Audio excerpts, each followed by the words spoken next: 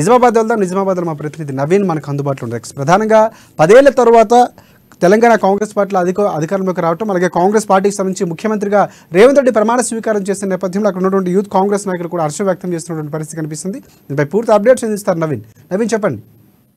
తెలంగాణలో ఎట్టకేలకు కాంగ్రెస్ పార్టీ అధికారంలో వచ్చింది.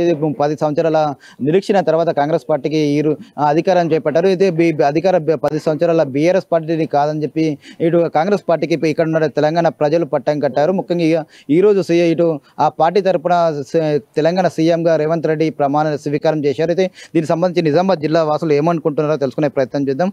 ముఖ్యంగా ఇక్కడ కాంగ్రెస్ పార్టీ నాయకులతో పాటు కొందరు యువకులు కూడా ఉన్నారు. వీరు అడిగి మరి తెలుసుకొని చెప్పండి. ఈ రోజు మీకు పార్టీ 10 సంవత్సరాల తర్వాత అధికారం వచ్చేసి సీఎం రేవంత్ రెడ్డి ప్రమాణ స్వీకారం చేశారు. ఎలా అనిపిస్తుంది అసలు? ఈరోజు రేవంత్ రెడ్డి గారు ప్రమాణ స్వీకారం చేయడం వల్ల చాలా సంతోషంగా ఉంది. ఈరోజు రాష్ట్ర వ్యాప్తంగా కూడా ఎప్పుడెప్పుడు రేవంత్ రెడ్డి గారు సీఎం అవుతారా అనేది యువకులు చాలామంది ఆశావాదులు ప్రజలు ఆశతో ఎదురుస్తున్నారు. ఎందుకంటే ఆయన ఒక ఫైర్ బ్రాండ్గా ఈరోజు ప్రతిపక్షంలో చాలా మట్టుకు ప్రభుత్వాలు చేసిన తప్పులను ఎండగట్టడం, ఏదైతే హామీలు ఇచ్చినా నెరవేరడం వాటిని అడగడం, కాంగ్రెస్ పార్టీ తరఫున ఎక్కడైతే గ్రామ స్థాయిల నుంచి కూడా ఈరోజు యువత ఎన్ఎస్ఏ యూత్ కాంగ్రెస్ పార్టీ నాయకులు అక్కడ ఉన్న ప్రజలకు మంచి చేయాలి, ఏదైతే ప్రభుత్వం ఇచ్చిన హామీలు నెరవేరిస్తే బాగుంటుంది అని చెప్పి చూసినప్పుడు ఫస్ట్ సారి కేసీఆర్ గారికి గద్దెనెక్కించిన తర్వాత 1200 మంది యువకులు చచ్చిపోతే ఇంటికి ఒక ఉద్యోగాలు వస్తాయని చెప్పి ఆశతో ఎదురు చూసినారు. కనీసం 1200 మంది చచ్చిపోయి ఇంటికి ఒక ఉద్యోగం పోగా కనీసం నోటిఫికేషన్స్ రాని పరిస్థితి, ఒక ఇంటర్మీడియట్ వ్యవస్థ, ఒక ప్రభుత్వ స్కూళ్ళ వ్యవస్థ సరిగా చేయలేని ప్రభుత్వం ఏదైనా ఉందంటే కేసీఆర్ ప్రభుత్వం. ఎందుకంటే విద్యా వైద్యం ఈరోజు ఉంటే ఎక్కడైనా పోయి బతకొచ్చు అనే ఆలోచనతో ఆ రోజు YS Rajasekhara Reddy free education కింద ఎంబీబీఎస్ వరకు కూడా పేద బడుగు వర్గాల నుంచి చదువుకున్న యువత చాలామంది ఉన్నారు. కానీ ఈరోజు చూసుకోవచ్చు, ప్రైవేట్ కళాశాలలు కావచ్చు, ప్రైవేట్ యూనివర్సిటీలు తీసుకొచ్చిన ఘనత ఈరోజు కేసీఆర్కి దక్కుతుంది. ఎందుకు తీసుకొచ్చిండు? ప్రైవేట్ సంస్థల నుంచి ఎన్నో కమిషన్లు తీసుకొని ఈరోజు ప్రైవేట్ సంస్థలకు అప్పచెప్పిన ప్రభుత్వం ఈరోజు కేసీఆర్ మోడీ ప్రభుత్వం. వాటిని ఎదిరించి ధీటుగా ఈరోజు ప్రజలకు ఏదైతే కావాలి, ప్రజలకు ఏ అంశాలు ఏ లబ్ధిలు పొందితే ఈరోజు ప్రజలు సురక్షంగా బతుకుతారని ఆలోచించిన వ్యక్తి ఎవరైనా ఉన్నారంటే ఈరోజు రేవంత్ రెడ్డి గారే. కాంగ్రెస్ పార్టీ కూడా చెప్పిన మాట మీద ఉంటుంది, చేస్తుందని చెప్పి కూడా మేము చాలా సంతోషం వ్యక్తం ఉంటాం. జిల్లా నుంచి సుదర్శన్ రెడ్డి గారు మంత్రివర్గంలో ఉంటున్నారు. అదేవిధంగా షబీర్ అలీ గారు మా మైనార్టీ కోటా నుంచి కూడా మంచి పొజిషన్లో మంత్రివర్గంలో ఉండబోతా ఉన్నారు. రేపు నిజామాబాద్ జిల్లా పార్లమెంట్ స్థాయిలో కూడా మంచి అభివృద్ధిగా చేసే అవకాశం ఉంది. ఎందుకంటే గతంలో ఘనత ఉంది. ఈరోజు సుదర్శన్ రెడ్డి మంత్రివర్యులు ఉన్నప్పుడు ప్రభుత్వ హాస్పిటల్ తీసుకొచ్చిండు. ఇక్కడ ఎల్లవేళలో 24/7 ఈరోజు వైద్యం అందుతూ ఉన్నది. అప్పుడు నిర్మించినటువంటి స్కూల్స్ ఉన్నాయి, కానీ దాంట్లో టీచర్స్ని ఫిల్ చేయలేని ప్రభుత్వం కేసీఆర్ ప్రభుత్వం ఫెయిల్ అయింది. ఈరోజు మా ప్రభుత్వం తప్పనిసరిగా డిఎస్సి ఇప్పటి వరకు లేదు, డిఎస్సి వేసి ప్రతి స్కూళ్ళల్లో టీచర్లను నియమించి మంచి విద్యను అందించే ప్రణాళిక ఈరోజు మా ప్రభుత్వం తీసుకుంటుందని ఆశలు ఉన్నాయి, చేస్తుంది కూడా.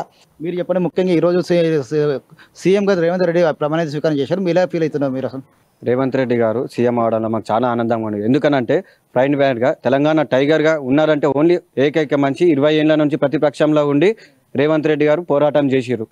రైట్, మీరు చెప్పండి, ముఖ్యంగా ప్రధానంగా ఒక విద్యార్థిగా మీరు గతంలో బీఆర్ఎస్ పార్టీలో కూడా ఎక్కడ జాబ్ రాని పరిస్థితి అని చెప్పి కూడా ఆందోళన చెప్పారు. ఇప్పుడు కాంగ్రెస్ పార్టీ అధికారంలోకి వచ్చింది, మీకు ఉద్యోగ అవకాశాలు వస్తాయనుకుంటున్నారు?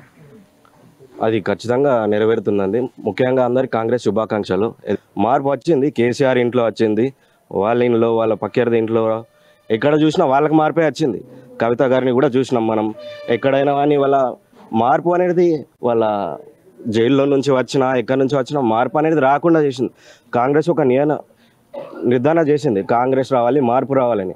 మార్పు వాళ్ళ ఇంట్లో కాదు, మీ ఇంట్లో కాదు, అందరి ఇంట్లో వస్తుంది. ముఖ్యంగా విద్యార్థులకి, డిగ్రీ స్టూడెంట్స్కి అందరికీ జాబ్ లేకుండా ఎక్కడ 10,000 శాలరీ, 8,000 శాలరీ, బట్టల షాప్లో కూడా ఇప్పటికి చేస్తున్నారు వర్క్. ఒక 2 నెలల్లో మార్పు వస్తుంది, విద్యార్థులకు జాబ్ వస్తుంది. మీరు అది చూస్తారు. మళ్ళీ ఇది మాట్లాడుకుందాం మళ్ళీ. థ్యాంక్ యూ అండి. జై కాంగ్రెస్, జై హింద్. చెప్పండి, ప్రధానంగా ఇప్పుడు 6 గ్యారెంటీలు కూడా హామీ ఇచ్చారు కూడా కాంగ్రెస్ పార్టీ. ఇప్పుడు అధికారంలోకి వచ్చింది, 6 హామీలు నెరవేరుతాయి అనుకుంటున్నారు అసలు? ప్రజలకైతే ఇంతకుముందు చూసుకున్నట్టయితే కాంగ్రెస్ ప్రభుత్వం ఏదైతే పరిపాలించినప్పుడు ప్రతి ఒక్క మాట ఇచ్చినప్పుడు నెరవేర్చుకుంది కాబట్టి ఇప్పుడు 6 గ్యారెంటీలు కూడా కంపల్సరీ నెరవేరుస్తుందని మా ప్రజల ఆలోచన. చూద్దాం. అంటే ఇంతకుముందు కేసీఆర్ చెప్పినట్టయితే వాళ్ళు చేయలేరు. మా ప్రభుత్వం అనేది పరిపాలించినప్పుడు చేసి చూపించింది. ఏదైతే మనం బియ్యం చూసుకున్నా కానీ, కంట్రోల్ షాపులు చూసుకున్నా కానీ అప్పుడు 9 వస్తువులు ఇస్తుండే మనకి. ఇప్పుడు కూడా అదే విధంగా ఈ 6 గ్యారెంటీలు కంపల్సరీ అమలు చేస్తుందని నమ్ముతున్నాం. రేవంత్ అన్న గారు సీఎం అవకాశం ఇచ్చినందుకు ధన్యవాదాలు అందరికీ.